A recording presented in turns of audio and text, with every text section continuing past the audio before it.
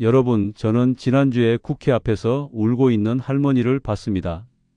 그분이 손에 들고 있던 피켓에는 이렇게 적혀 있었어요. 내 아들은 6.25 때 빨갱이한테 죽었는데 이제 그놈들을 처벌할 법도 없앤다고요? 그날 밤 저는 잠을 잘 수가 없었습니다.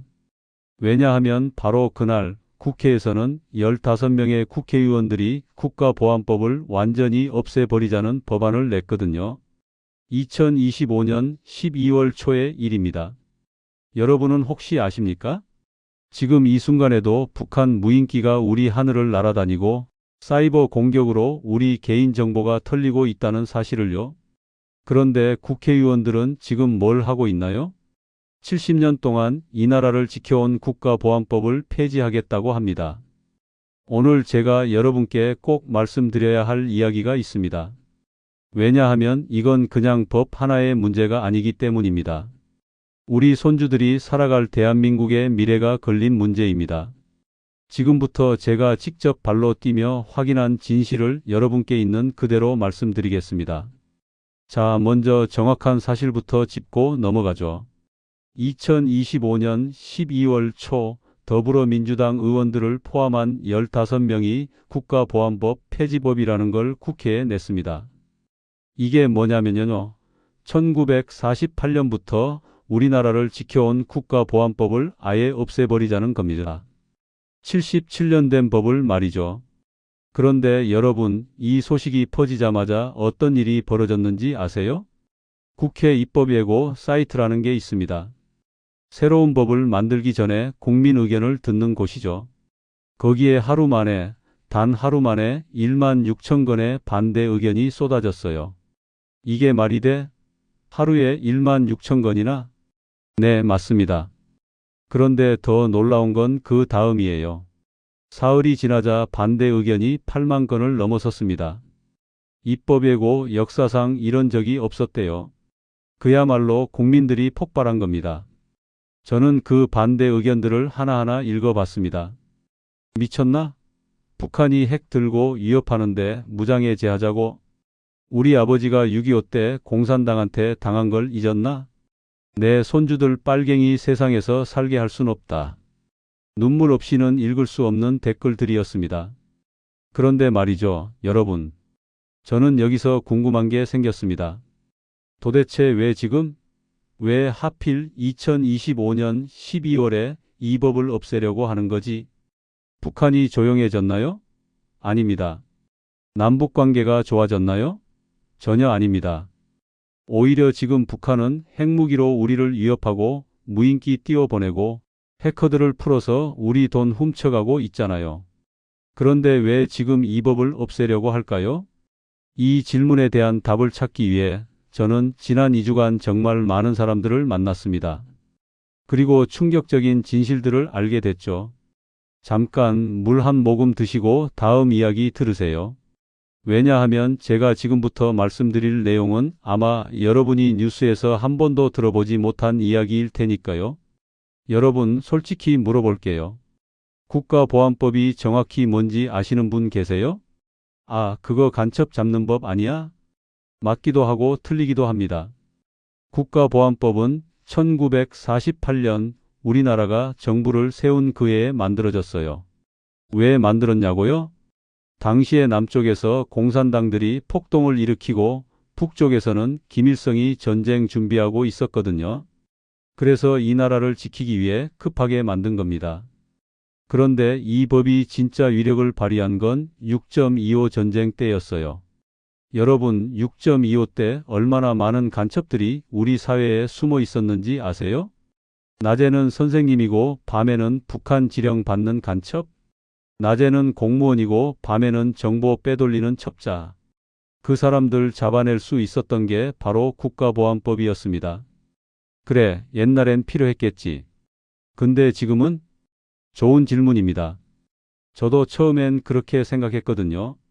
그런데 제가 국정원 출신분을 만나서 들은 이야기를 들려드릴게요. 2023년에만 북한 해커들이 우리 돈 1조 원을 훔쳐갔어요. 1조 원이요? 그리고 2024년에는 한 대학 교수가 북한에 우리 군사 기밀을 넘겼다가 걸렸어요. 지금도 수사 중인 간첩 사건이 20건이 넘습니다. 1조 원이요, 여러분. 우리 세금 1조 원을요? 그분이 저한테 이런 말을 하더군요. 국가보안법이 없으면요, 북한을 찬양하는 유튜버도 못 잡아요. 김정은 칭찬하는 SNS도 못 막아요.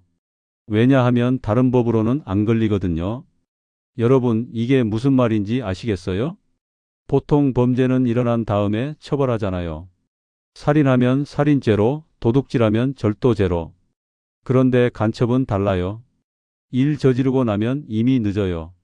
나라가 망해요. 그래서 국가보안법은 간첩 행위를 하려고 준비만 해도, 북한을 찬양하기만 해도 처벌할 수 있게 만든 거예요.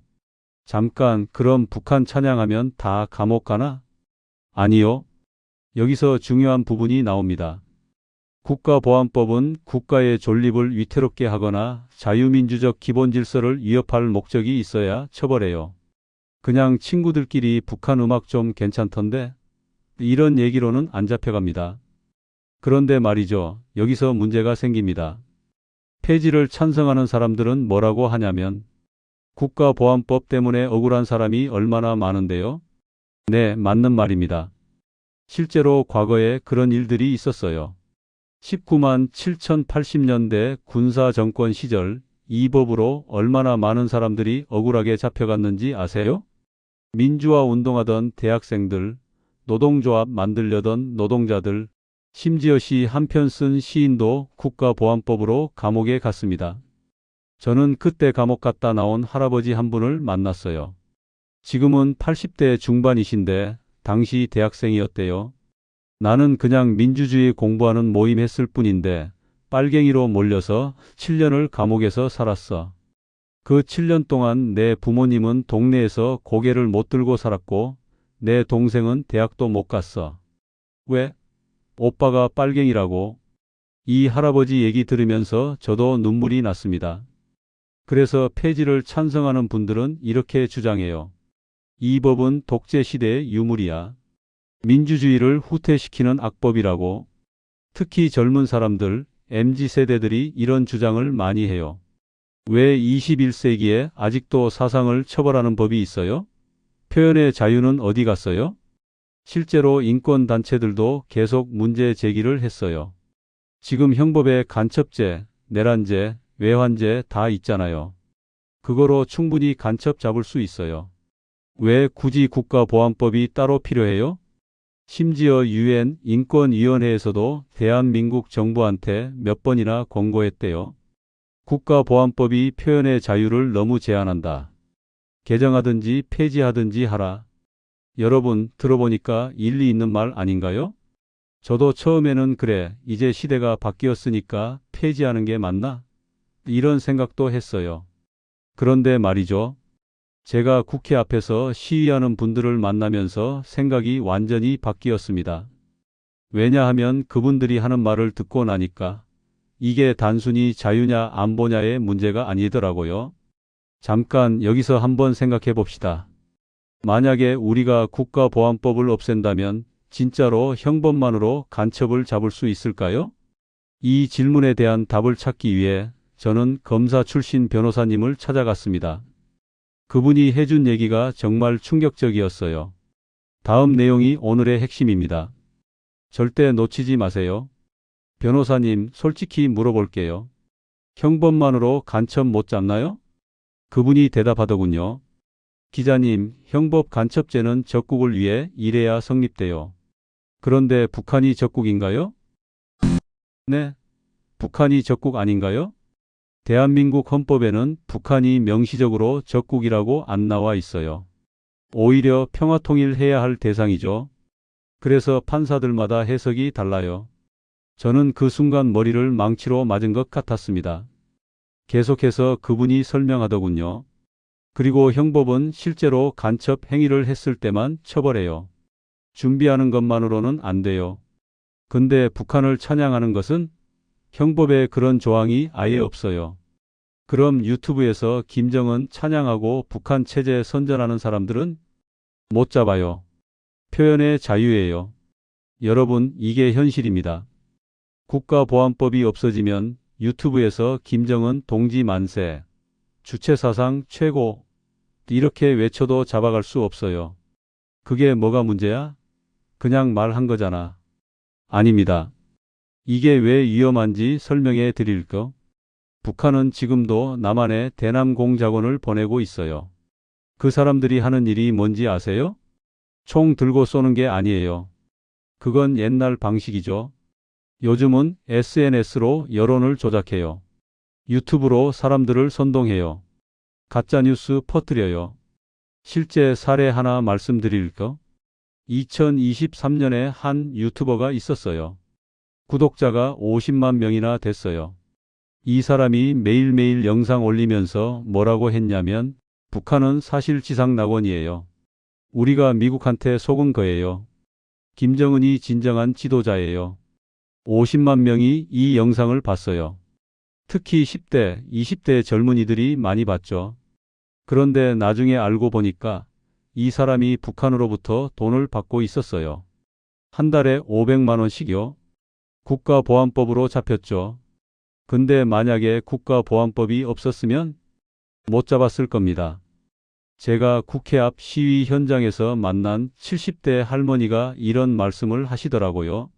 나는 6.25 때 피난 가면서 우리 오빠가 인민군한테 끌려가는 거 봤어. 그때 그 빨갱이들이 뭐라고 했는지 알아? 우리는 인민의 해방군이다. 우리가 너희를 구원하러 왔다고 했어. 그 말 믿고 따라간 사람들 다 어떻게 됐는지 알아? 할머니는 울면서 말을 잇지 못하셨어요. 그 사람들 다 죽었어.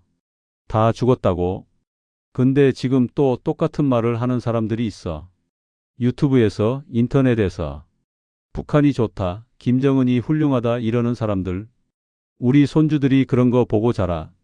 이게 두렵지 않아? 여러분, 이 할머니의 두려움이 이해가 가시나요? 그런데 더 무서운 건 지금 북한이 사이버 공격으로 우리를 매일 때리고 있다는 겁니다. 작년에 북한 해커들이 한 게임 회사를 해킹해서 6천억 원어치의 가상화폐를 훔쳐갔어요. 올해는 우리 군 내부 컴퓨터까지 뚫고 들어왔어요. 이런 상황에서 국가보안법을 없애면 그 해커들 잡을 수 있나요? 형법에 사이버 간첩죄라는 게 있나요? 없어요.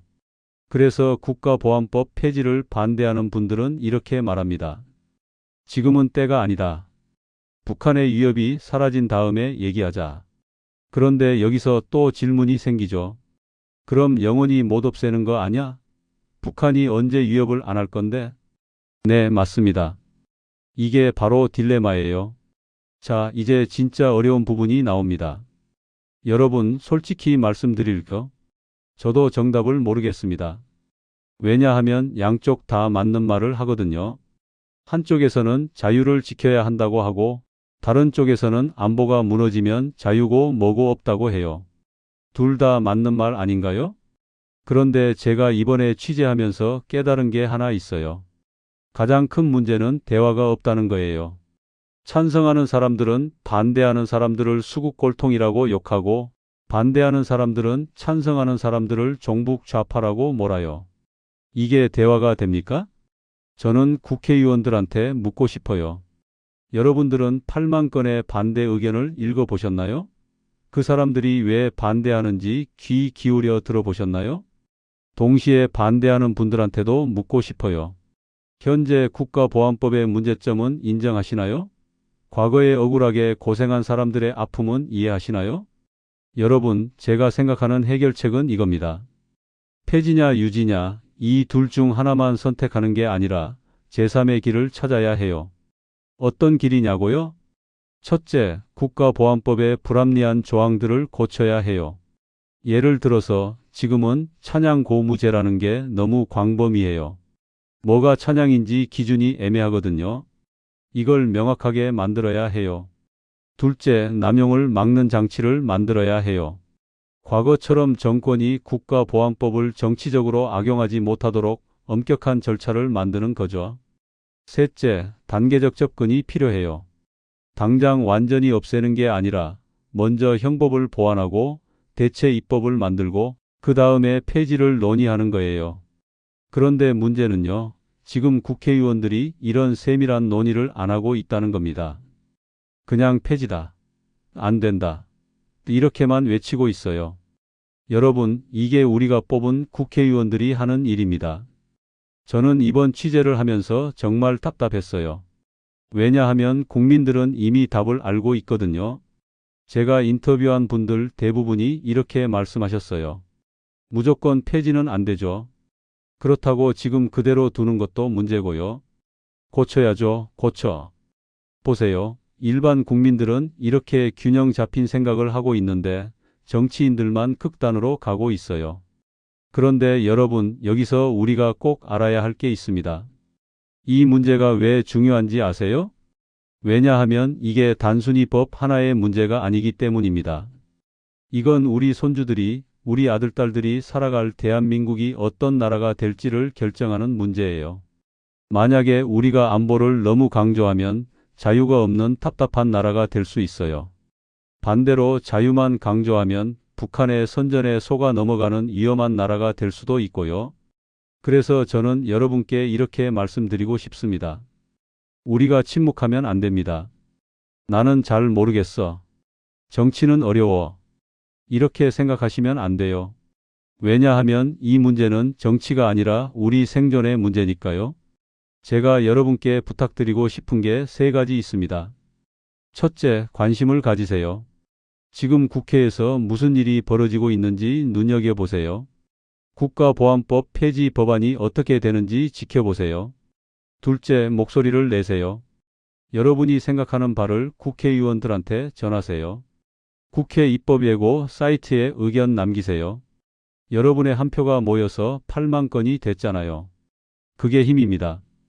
셋째, 대화하세요. 주변에 생각이 다른 사람이 있으면 욕하지 말고 대화하세요. 너는 왜 그렇게 생각해? 물어보세요. 그래야 우리 사회가 발전해요. 여러분, 제가 마지막으로 하고 싶은 말이 있습니다.